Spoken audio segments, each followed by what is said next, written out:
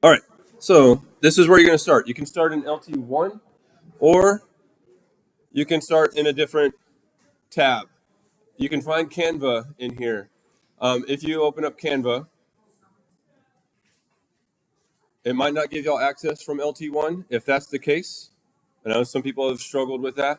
You might just have to open up a tab and type in canva.com and it will take you there. You might, and if it doesn't let you just go straight into it, you probably will have to log in with your student ID or your student email. Either way, it gets you to the same place. So whether you're here on the web one or if you're in the actual app, it's going to be the same thing.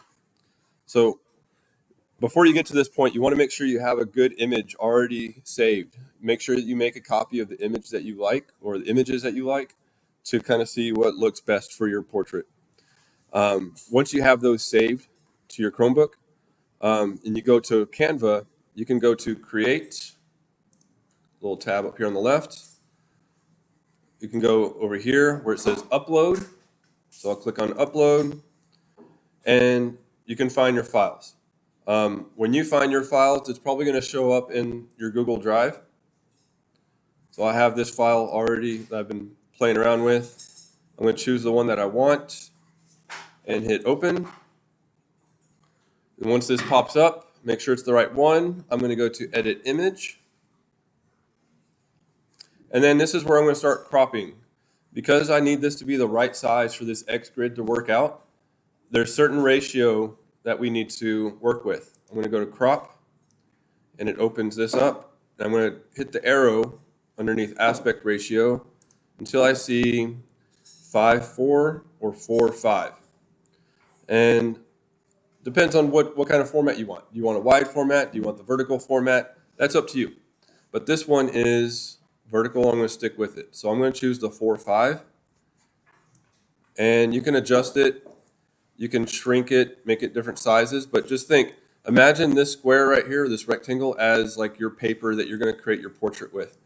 So if you do that, your head is going to cover that whole, basically that whole piece of paper. So look at that red sheet up there on the board. The one on the right is the size that we're going to be working with. That's a big portrait, right? So be careful how close you're zooming in because you're going to have to draw a giant face on there. So you can adjust this how you want. As long as it's one of these, you're going to be okay. Once you have it cropped, I'm going to hit Done. And then we're going to go to Adjust. Next option down. And the first thing I want to do is make it black and white. So I'm going to scroll down to where it says Color.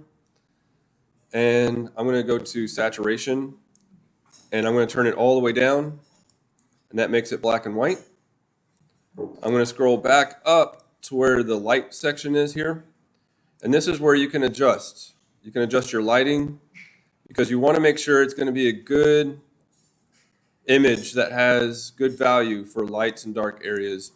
And so you can adjust these. The way that I'm adjusting mine will probably be way different from how you're adjusting yours.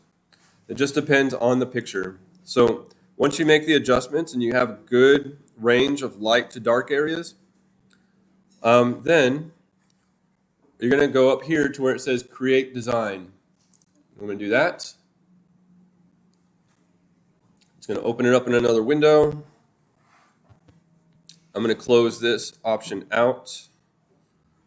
And now what I'm going to do is start getting into my X Grid. So the tools, little tab over here on the left, I'm going to hover over that. I'm going to go to lines.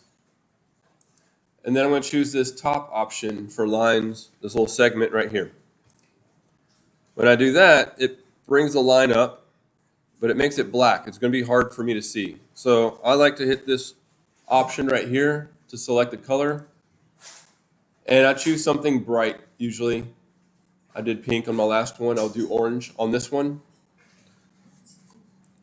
And then I'm going to adjust this grid or this line where it should go. And this is where you want to follow those steps on the website right here, RC2 day 1. And this is the grid pattern that I'm following. I want to make sure I got that while I'm doing this. So I added one line there. I can close this out. And I'm going to keep adding more lines until I get that grid completely finished. So I'm going to keep going until I get it done. X is first. Just follow the pattern that shows on the website. That'll make it easy. Then do the side to side, top and bottom. Try to line it up right through the middle. This one's easy. And just keep on going, right? You're going to keep going until you have all 8 steps of that grid complete. Once it's done, once you have all that finished, it should automatically save as you go. And you shouldn't have to do anything else to save it.